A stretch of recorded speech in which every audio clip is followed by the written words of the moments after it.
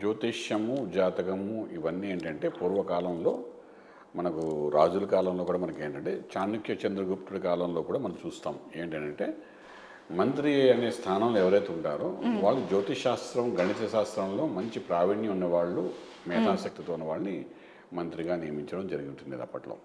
So రాజునికి ఒక దిశ దశ నిర్దేశించేటట్టుగా జ్యోతిష్యులు ఉండేవారు, మంత్రి పదవిలో ఉండేవారు. వాళ్ళు అవును ఉండి ఏం చేసేవారంటే ప్రజా సంక్షేమాని కోసము ఎప్పుడు వర్షాలు పడతాయి, ఎప్పుడు యుద్ధాలు జరుగుతుంటాయి, ఏ సమయంలో యుద్ధం వెళ్ళాలి, రాజ్యాన్ని ఏ విధంగా రక్షించాలి, ఏ సమయంలో మనం ముందుకు వెళ్తే మనం లాభంగా యుద్ధం చేసి మనం గెలిచి మన ప్రజలకు అన్ని రకాలు ఉపయోగపడేట్టుగా చేయగలుగుతాము.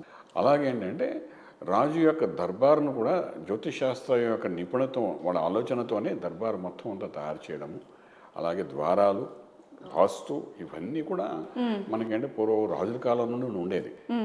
అలానా రోజు నువ్వు యుద్ధంకి వెళ్ళొద్దంటే వెళ్ళేవారు కాదు, ముహూర్తం పెట్టేవారు.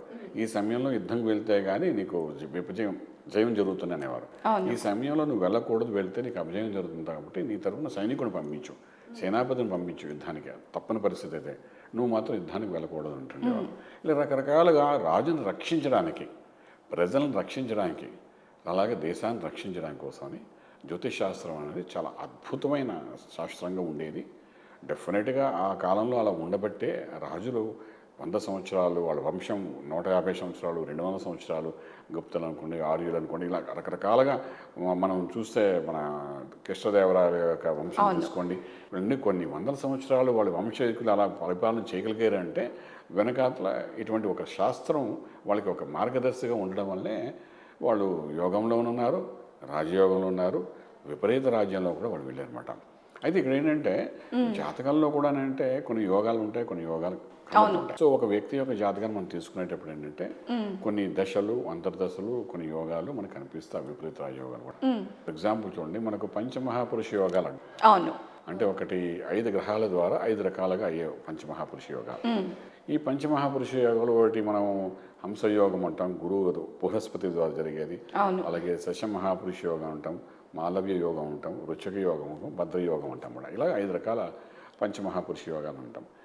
ఈ పంచమహాపురుష యోగాలు ఎందుకు మాట్లాడుకుంటున్నాం అంటే జ్యోతిష్ శాస్త్రంలో ఇటువంటి పంచమహాపురుష యోగాలు ఉంది ఈ విశ్వమంతట్లో ఒకరికే ఉంది, అది శ్రీరామచంద్రమూర్తి వారికి ఉంది, ఇంకెవరికి అది లేదన్నమాట.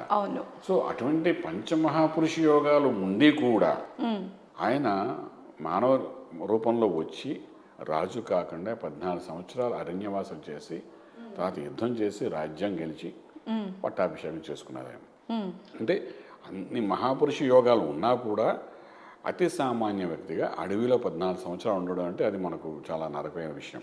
సో అటువంటి బాధలు కూడా ఆయన అనుభవిస్తూ ఆఖరికి మహాచక్రవర్తిగా అయితే ఇప్పుడుగా అది త్రేతాయుగం, ద్వాపరయుగం, కలియుగం అయిపోయింది. ఇప్పటికీ కూడా ఆయన గురించి మన ఇంట్లో చెప్పుకుంటాం. ఇంట్లో ఒక మగపిల్లడు పుడితే ఇంకా చెప్పుకుంటానే ఉన్నాం మనం. ఇప్పటికీ మన ఇంట్లో ఒక మగపిల్లడు పుడితే వాడి శ్రీరామచంద్రుడు యొక్క పేరు పెట్టాలనుకుంటాం. అలాగే పేర్లో కూడా అలాగే పెడుతున్నాం మనం ఇప్పుడు. అలాగే ఒక వివాహం జరిగిన రామచంద్రుడు లాంటి మగపిల్లడు పెళ్లి కొడుకు కావాలని కూడా అనుకుంటుంటాం మనం.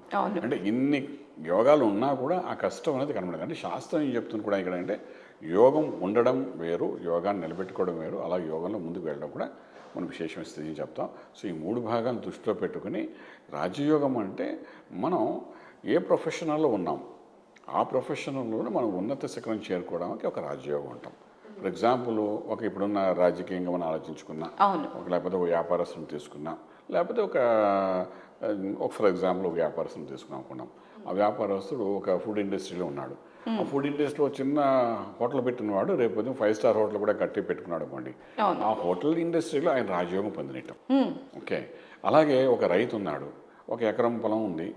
రాజయోగం అంటే మనం దేంట్లో అయినా వాళ్ళు విజయాన్ని ఒక్కొక్క మెట్టు ఎక్కుతూ వెళ్ళినప్పుడు అది రాజయోగం అనుకోవచ్చు. అంటే నేను ఇక్కడ ఒక రైతు 1 ఎకరం భూమి కొనుక్కున్నవాడు, వాడు కొన్ని సంవత్సరాలలో 100 ఎకరాలు చేసి భూస్వామి అయిపోయాడు అనుకోండి, ఆయన ఉండే ప్రొఫెషనల్ ఆయన రాజయోగం పొందినట్లు లెక్క.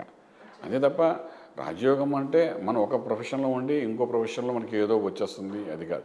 మనం ఏ కార్యక్రమాలు ఉన్నాం, ఏ క్రియ, ఏ కర్మానుసారం మనం భూమి మీద పుట్టాం, ఏ కర్మ మనం చేస్తున్నాం, అదే కర్మలో ఒక యోగంలోకి వెళ్ళడం అన్నమాట. దాని రాజయోగం. పొలిటీషియన్స్ అయితే అలాగే పొలిటీషియన్స్ అన్నారు కాబట్టి చిన్న క్వశ్చన్. ఈరోజు మనం చూస్తున్నాం భారతదేశం మొత్తం ఒక రాజకీయంలో చాలామంది ఇప్పుడు ఏదైతే మనకి రాబోతున్నటువంటి ఇవన్నీ కూడా చూస్తే ప్రతి రాజకీయ నాయకులు వాళ్ళు చాలా సెంటిమెంటల్గా ప్రతి ముహూర్తాలు పెట్టుకొని యాగాలు చేసి యజ్ఞాలు చేసి వాళ్ళ అత్యంత మెజారిటీతో గెలవాలని చెప్పి ఒక ఆకాంక్షతోటి ఈరోజు జరుగుతున్నాయి పూజలు కానివ్వండి హోమాలు కానివ్వండి. కానీ దీనికి ఏమవుతుందంటే ఇన్ని లక్షలు ఇన్ని పోసినా ఓడిపోయే వాళ్ళు ఉన్నారు, అదేవిధంగా గెలిచిన వాళ్ళు కూడా ఉన్నారు. కానీ వాళ్ళకి యోగం లేదంటారా? మంచి ప్రశ్న వేసాము ఇక్కడ ఏంటంటే మనం జాతకం అన్నది ఒక బేసిక్ పాయింట్, అంటే ఫౌండేషన్ లాంటిది, పునాది లాంటిది అనమాట. మనిషి జీవితం, మనిషి పుట్టగానే బేబీ ఎలా అయితే హాస్పిటల్లో మన బేబీ బయటికి రాగానే డాక్టర్ ఎలా అయితే కాల్ షీట్ పెడతాడో, ఓ రోజు ఏ మందులు వేసుకోవాలి ఎలా చెప్తుంటారో, అలాగే ఈ జాతకం అనే ఒక కాల్ షీట్ కూడా బయటకు వచ్చేస్తుంది. దాన్ని మేము చదువుతాం కాబట్టి ఆ వ్యక్తి యొక్క ఆ పాప యొక్క జాతకం మనం చెప్పగలుగుతాం. సో అలా చెప్పినప్పుడు ఆ బేసిక్ చార్ట్లో కానీ ఏమైనా యోగాలు ఉంటే దాన్ని మనం విపరీతంగా దాన్ని డెవలప్ చేయగలుగుతాం. అక్కడ బేసిక్ చార్ట్లోనే కొన్ని యోగాలు ఉండవు. ఆ యోగాలు ఉన్న అల్పంగా కొంతకాలం వరకే ఉంటాయి, తర్వాత ఆ యోగం అనేది బలహీనపడిపోతుంది. మనం చూడండి, చిన్న వయసులో మనకు ఉన్న ఉత్సాహం ఒక ఏజ్ వచ్చిన తర్వాత మనకు ఉండదు. చిన్న వయసులో ఉన్న కొన్ని కోరికలు ఒక ఏజ్ వచ్చిన తర్వాత మనకు రావు. అలా చిన్న వయసులో చేస్తున్న కొన్ని మార్పులు కూడా చాలా వస్తుంటాయి. సో ఇలాగేంటంటే ఈ యోగం కూడా ఏంటంటే కొంతకాలం ఉంటుంది. ఆ కొంతకాలం ఉన్న సమయ యోగంలోనే మనం ఏంటంటే దాన్ని నిలబెట్టి కూడా మనం ప్రయత్నం చేయాలి. సో ఎలాగుంటే దగ్గర చూసి బాధ పెట్టుకున్నట్టు ఏదో సామెత చెప్పినట్టుగా ఇప్పుడు ఆయన ఏదో మన చండీ యాగం చేశారు, మనం కూడా చేసేద్దాం మనకు ఫలితం వచ్చేస్తుందా అంటే, నువ్వు చండీ యాగం చేస్తే ఫలితం వస్తుందా, బగలాముఖి చేస్తే ఫలితం వస్తుందా, లేకపోతే ఇప్పుడు ఎక్కువ రాజశ్యామల అన్నది చాలా చేస్తున్నారు. రాజశ్యామ చేస్తే మనకేంటంటే రాజవైభవం వస్తుందని చెప్పి అంట. అసలు రాజశ్యామ చేయడానికి నీ బేసిక్గా నీ జాతకంలో దానికి కావాల్సిన బలం ఉందా లేదా? ఇప్పుడు మన వాళ్ళు ఎలా ఉన్నారంటే, మనకు వేద పండితులు తీసుకోండి, ఎవరిని నేను కామెంట్ చేయను ఇక్కడ. ఏముందంటే, మీరు జాతకం కంటే వాళ్ళు వేద విద్య బాగా వచ్చి ఉంటుంది. జాతకం జ్యోతిష్యం చెప్పడం అనేది ఒక అద్భుతమైన ఒక భాగం అన్నమాట.